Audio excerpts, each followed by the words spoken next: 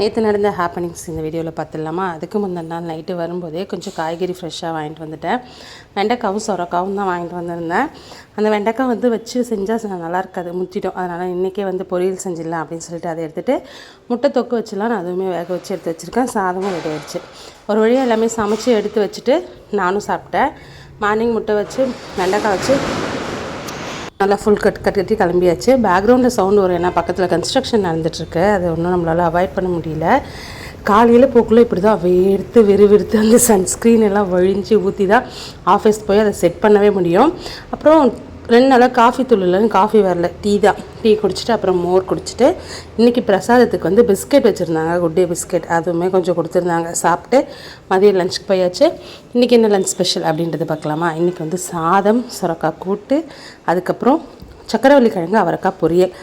அப்புறம் இன்றைக்கி காரக்குழம்பு தான். நான் காரக்குழம்பு பிடிக்கலன்னு சொல்லிட்டு தயிர் போட்டு ரசம் போட்டு சாப்பிட்டேன்.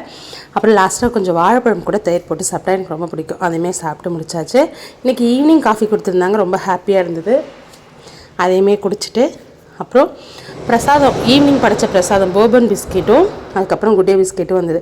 அதையும் சாப்பிட்டு முடிச்சுட்டு இன்றைக்கி நல்லபடியாக ஒர்க்கை முடிச்சுட்டு கிளம்பியாச்சு. இன்றைக்கி பசங்க வந்திருந்தாங்க என்னை கூப்பிட்டு போகிறதுக்கு. ஈவினிங் பார்த்தோன்னே நம்ம 10 நாள் பார்க்காத மாதிரி பாஞ்சு கட்டி பிடிச்சாதான் அவங்களுக்கு அந்த நாள் நிம்மதியாக போகும். அப்புறம் இன்றைக்கி தான் பசங்களுக்கு புக்கு கொடுத்துருந்தாங்க.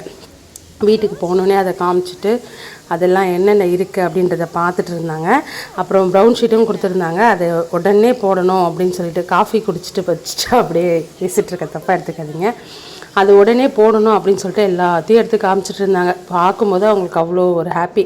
சும்மா ஒரு 4-5 நாள் அது புக்கை பார்க்கும்போது ரொம்ப ஹாப்பியாக இருக்கும். அதுக்கப்புறம் அந்த புக்கு ஒரு இடம், அவங்க ஒரு இடம்னு இருப்பாங்க. அதை எப்படி இருக்குதுன்னு கூட கண்டுக்க மாட்டாங்க. கிழிச்சு போடுறது எல்லா வேலையும் பார்ப்பாங்க. ஸ்டார்டிங் ஸ்டேஜில் அதை அப்படியே அன்பாக பார்த்துப்பாங்க, அருமையாக பராமரிப்பாங்க. எல்லாம் நம்மளும் அந்த மாதிரி பண்ணுறது தானே.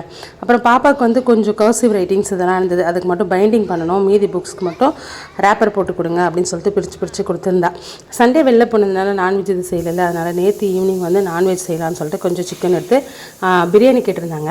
இந்த பகல் டைமில் சூடாக பிரியாணி சாப்பிட்றத விட இந்த நைட்டில் சில்லுன்னு காற்றுல சுட பிரியாணி வச்சு சாப்பிடும்போது ரொம்ப நல்லாயிருக்கும். அது எங்கள் ஃபேமிலியில் எல்லாருக்குமே பிடிக்கும். அதுவும் இல்லாமல் நைட் டைமில் எல்லோரும் ஒன்றா உட்காந்து சாப்பிட்றது ரொம்ப நல்லாயிருக்கும்ல. அதனால் பிரியாணி செஞ்சுட்டு கொஞ்சோண்டு சிக்கன் எடுத்து சுக்கா மாதிரி செஞ்சுருந்தேன். அதையுமே ஒரு பக்கம் ரெடி பண்ணி வச்சாச்சு.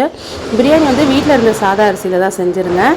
கொஞ்சம் ஜூஸியாக நல்லாவே இருந்தது. இந்த மாதிரி இருந்தால் பசங்களுக்கு பிடிக்கும், எனக்கு பிடிக்கும். அதனால் அதே மாதிரி தான் செஞ்சாச்சு. சுக்காவும் சூப்பராக ரெடியாக இருந்துச்சு. நல்லா ட்ரையாக செஞ்சுருக்கிறதுனால பசங்களுக்கு பிடிக்கும். 65 கேட்பாங்க. 65 செய்ய முடியாது. அதனால் இந்த மாதிரி செஞ்சு கொடுத்தாலும் அவங்க சாப்பிட்டுப்பாங்க. எல்லோரும் சூடாக வச்சு சாப்பிட்டு இந்த நாளை சூப்பராக இப்படி தான் போக்கணும். நைட்டில் பிரியாணி சாப்பிட யாருக்கெல்லாம் பிடிக்கும் அப்படின்றத எனக்கு மறக்காமல் கமெண்ட் பண்ணுங்கள். வீடியோ பிடிச்சிருந்தா லைக் பண்ணுங்கள். நம்ம சேனலை சப்ஸ்கிரைப் பண்ணுங்கள். Bye friends.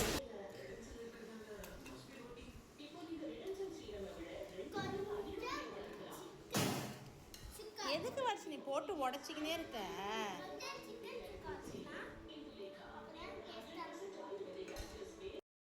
புரியல.